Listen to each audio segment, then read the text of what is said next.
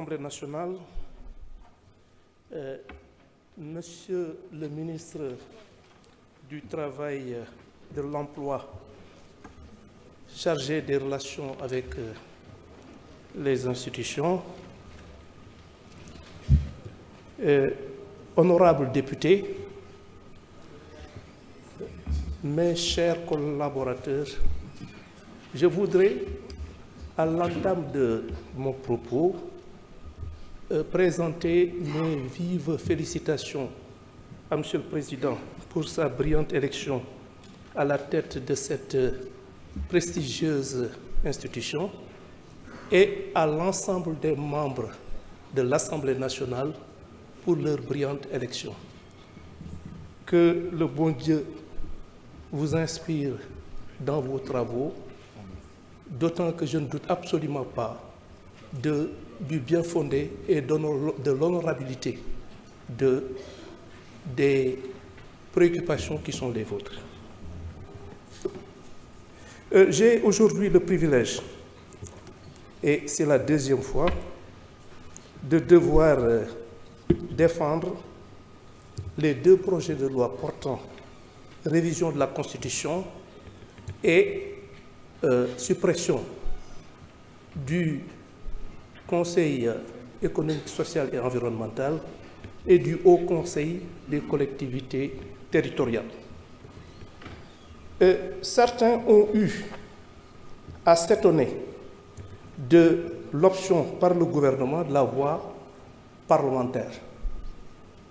Je dois dire que leur étonnement m'étonne également, dans la mesure où c'est l'article 103 de la Constitution qui privilégie les deux moyens, les deux procédures applicables en la matière, soit la voie référendaire, soit la voie parlementaire.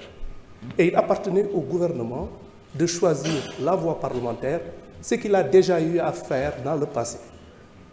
Parce que dans la législature précédente, j'ai effectivement eu, pour les mêmes motifs, pour les mêmes motivations, à défendre ce projet de loi.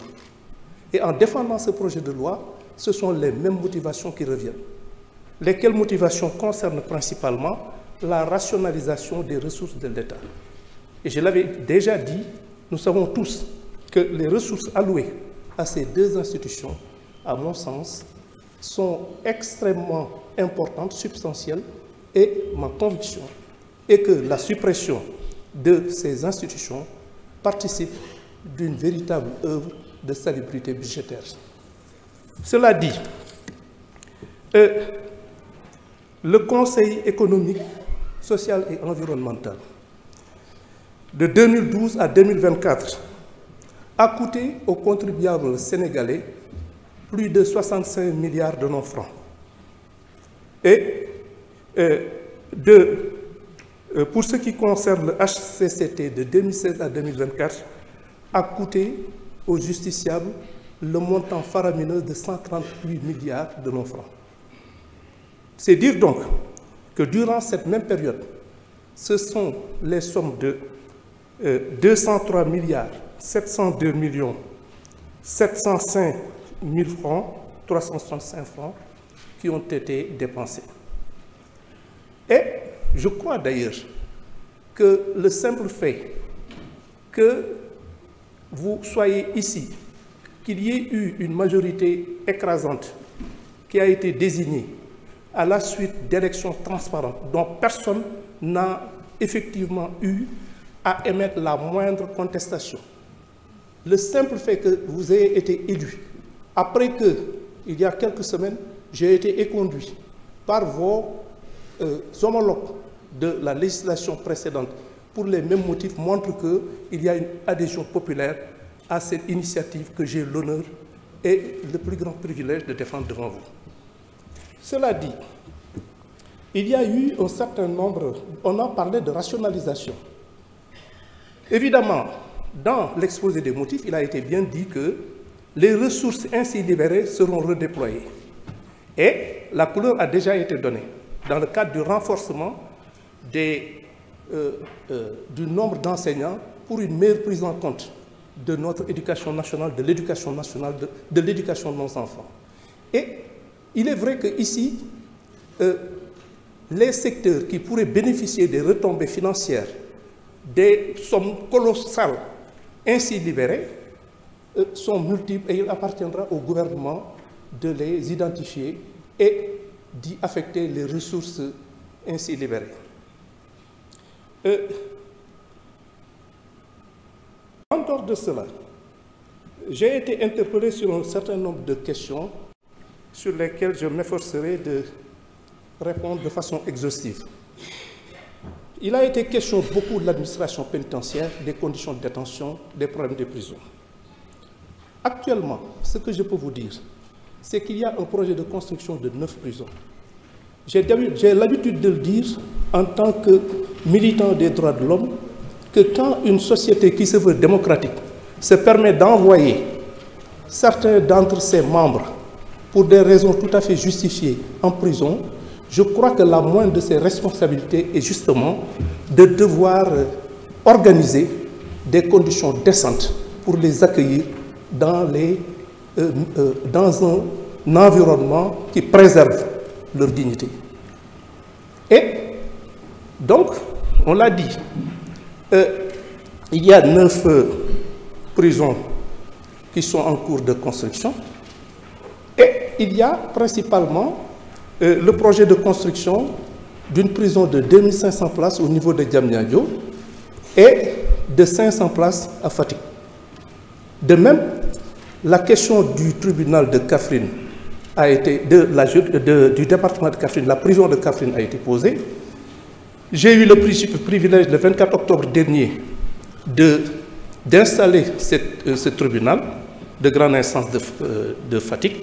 Et il est vrai qu'il va falloir réaménager cette prison qui doit effectivement faire face à de nouvelles contraintes. Des contraintes inhérentes au fait que, évidemment, il ne s'agit plus d'un tribunal d'instance, mais d'un tribunal de grande instance, avec tout ce que cela comporte comme aléas qu'il faudra prendre en compte. Et je crois que l'exposé tout à l'heure de l'honorable député Dang a été assez éloquent et ça entre dans le cadre de nos préoccupations et nous nous efforçons justement de régler ces questions.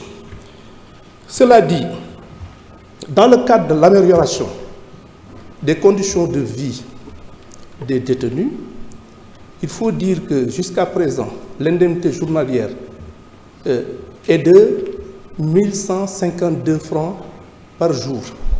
Dans le cadre du projet de loi de 2025, cette somme de 1152 francs par jour et par détenu a été portée à 1300 francs. C'est vous dire donc que, qu'on le veuille ou pas, nous sommes dans cette dynamique avec les ressources que nous avons, avec aussi cette observation fondamentale que nous n'en sommes qu'au début. Pour les autres questions qui ont été posées, dans le cadre de... On nous a parlé de la lumière sur les morts que nous avons enregistrés depuis 2021. Une enquête est en cours et je crois d'ailleurs que c'est une question de principe et tout simplement de crédibilité. Je pense que si, pour des faits aussi graves qui ont ému tout le monde et dont certains, autant pour moi, se sont passés en direct, c'est-à-dire sous l'œil des caméras, que ces gens, que ces morts concernant nos compatriotes puissent rester impunis, ce serait un mauvais signal. Parce que ce serait tout simplement asseoir, qu'on le veuille ou pas, un climat d'insécurité que rien ne saurait justifier.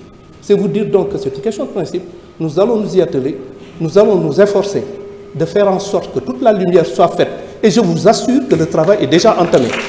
Toute la lumière sera faite et toutes les responsabilités seront établies et les personnes mises en cause, surtout les commanditaires, répondront de leurs actes.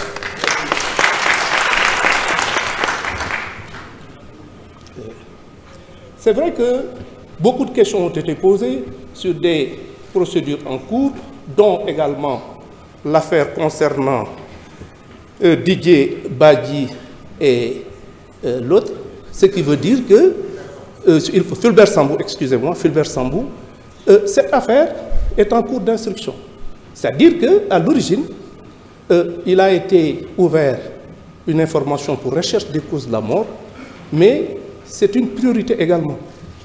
C'est une question prioritaire. Il va falloir déterminer les conditions dans lesquelles ces honorables gendarmes ont disparu et faire montre de la même détermination pour que les commanditaires et les exécutants de cette ignoble besogne puissent répondre leurs actes de la façon la plus rigoureuse.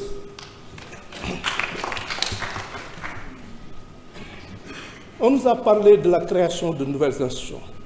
Je m'étonne que cela vienne de la part de personnes qui ont traversé les régimes et qui ont eu à être témoins de transformation du Conseil économique et social qui, effectivement, n'ont eu qu'à changer de nom avec les mêmes réalités. Ce que je peux dire, c'est qu'en tout état de cause, la création de nouvelles institutions n'est pas à l'ordre du jour. Parce qu'on a d'autres priorités, on a d'autres impératifs que nous nous efforcerons de respecter au mieux des intérêts des Sénégalais. Pour les autres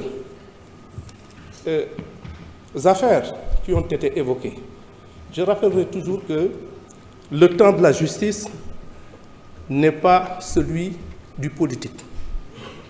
Mais encore une fois, toutes les affaires qui méritent de trouver une solution au mieux des intérêts de la République, toutes ces affaires feront l'objet d'un traitement particulier.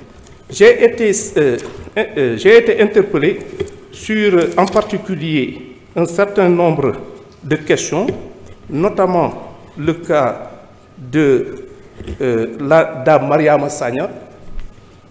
Un honorable député a eu à poser son cas.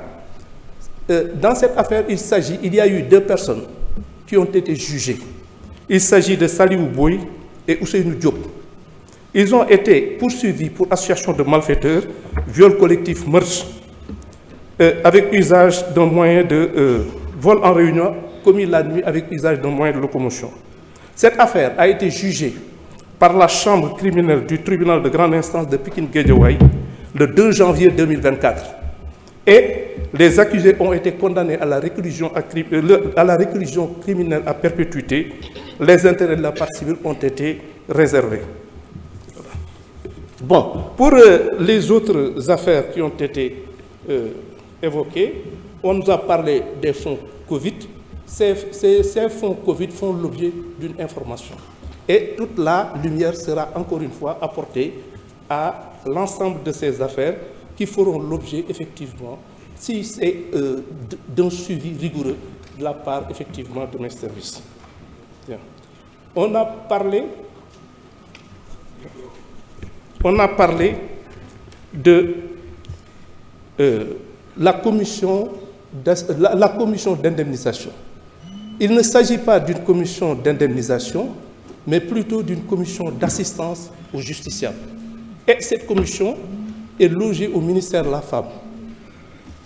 Et cette commission travaille régulièrement pour apporter de l'aide à l'ensemble, effectivement, des personnes qui ont été victimes des malheureux événements que nous avons évoqués.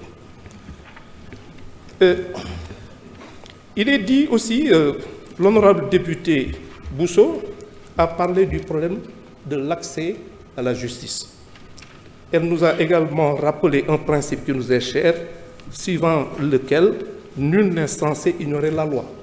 Vous savez, madame, ce n'est pas un principe sénégalais, c'est un principe universel. Si on dit que nul n'est censé ignorer la loi, c'est juste une question de commodité. Une question de commodité dans la mesure où les lois, quand on les vote, quand vous les votez, et que ces lois sont promulguées et publiées, mais personne ne peut invoquer devant une juridiction, je ne suis pas au courant. Sinon, on va condamner absolument personne. Si effectivement on pouvait dire que ah bande xawma won ni lolu yon daf ko téré. Mais attendez, en ce moment-là, les palais de justice, les tribunaux seraient tout simplement impuissants à régler ce genre de choses. C'est dire donc que, comme j'ai l'habitude de le dire, c'est une question de commodité parce qu'on ne peut pas faire autrement. Évidemment, comme vous le suggérez, il y a possibilité de faire en sorte qu'il y ait une meilleure vulgarisation de ces infractions. Dans le cadre de l'école, dans le cadre de certaines associations sportives, par tous les moyens susceptibles justement de faire en sorte que l'écrasante majorité, sinon la totalité de nos populations, puisse être au courant de certaines infractions. Mais en tout état de cause, on est dans cette dynamique. Et puis, l'érection de plusieurs maisons de justice au niveau de beaucoup de nos villes, comme par exemple à Dakar et dans les régions, qu'il y a effectivement, depuis 2006, le dispositif justice de proximité composé de 31 maisons de justice, dont les 6 à Dakar et 25 autres dans différentes communes à travers le territoire national. Elles permettent de rapprocher les citoyens de la justice et dans le cadre de l'installation de nouvelles juridictions et encore une fois, dans le cadre de ces maisons de justice, absolument rien, il n'y a aucun frais à s'acquitter. On n'a absolument aucun, il n'y a aucun frais de justice à libérer. En plus, ces maisons de justice ont vocation à régler les conflits entre les populations au niveau local et de prévenir également certains conflits de voisinage. Et les mêmes maisons de justice ont vocation à aider les populations à l'obtention des documents délivrés par les juridictions, casiers judiciaires et autres. C'est vrai que la question a été posée de ces questions de casier judiciaire et de certificat de nationalité. Le problème, c'est qu'effectivement, nous sommes dans ce cadre, dans le cadre de l'automatisation et de la digitalisation. Et si véritablement ces projets que nous avons initiés arrivent à terme, il va de soi que les difficultés rencontrées par nos compatriotes pour acquérir ces documents essentiels à leur vie administrative et à leur vie de tous les jours, ces problèmes vont disparaître. En dehors de ça,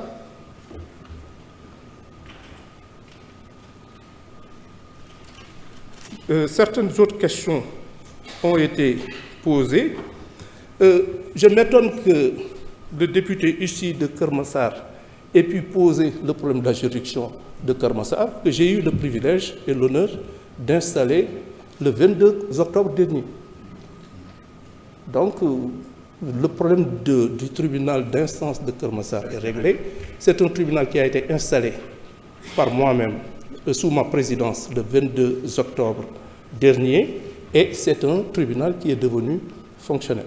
De la même façon que 2 jours plus tard, le 24 octobre 2024, j'ai eu le même privilège pour ce qui concerne le tribunal de grande instance de Kaffrine. De même que le 10 décembre dernier, c'est-à-dire il y a moins d'une semaine, j'ai eu également ce privilège en installant le tribunal de grande instance de Rufisque. Et c'est vrai que les populations de Pikine s'émeuvent quelque peu du fait que la juridiction ait été transférée au niveau de Diamniadio, mais je crois qu'aussi sont dans des conditions de travail et d'accessibilité beaucoup plus importantes. Et c'est le cas également du tribunal de grande instance de Rufisque, qui se trouve sur le même aire géographique. C'est vous dire donc que ce qui nous intéresse de plus, c'est justement de faire en sorte que, conformément évidemment à la politique que nous avons définie, que nous fassions en sorte que la justice se rapproche du justiciable. Sur la même lancée, les autres tribunaux de Fatick, de Diourbel et autres vont être installés, en fait inaugurés, c'est-à-dire que ces juridictions fonctionnent déjà, mais il y a de nouveaux locaux qui sont mis à leur disposition. C'est également le cas de Saint-Louis et ce sera chose faite dès le mois prochain, Inch'Allah, au mois de janvier. Bon, l'assistance judiciaire à nos compatriotes de l'étranger relève de la compétence du ministère des Affaires étrangères dans le cadre de la protection consulaire. Je m'étonne quand même qu'on me demande d'intervenir auprès de juridictions étrangères, ce que je ne suis nullement disposé à accepter qu'on le fasse pour les juridictions sénégalaises. C'est vous dire donc que l'assistance consulaire peut effectivement s'exercer, mais de là effectivement à devoir, dans le cadre d'une affaire qui est pendante devant la justice, une justice indépendante, de devoir faire en sorte que les gens puissent avoir, ou en tout cas écoper d'une peine plus ou moins allégée, je suis désolé, mais ça n'entre pas dans le cadre de mes compétences.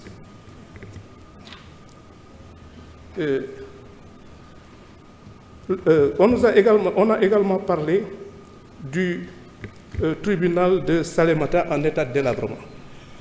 Je le reconnais, c'est également le cas du tribunal de Saraya, surtout à la suite des dernières pluies qui ont eu effectivement à endommager considérablement les locaux.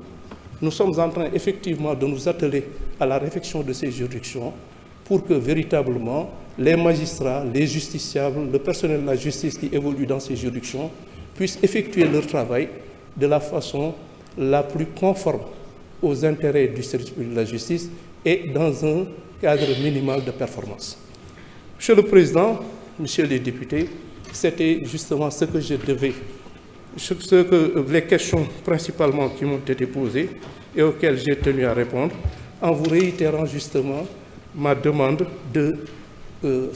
relativement au vote de ces lois-là, qui, encore une fois, entrent dans le cadre de l'intérêt général des populations, puisque les ressources exorbitantes qui ont été mobilisées à des fins que personne n'ignore puissent être utilisées de façon mieux rationalisée et au mieux des intérêts de la République. Je vous remercie de votre aimable attention. Je vous remercie, Monsieur le ministre. La discussion générale est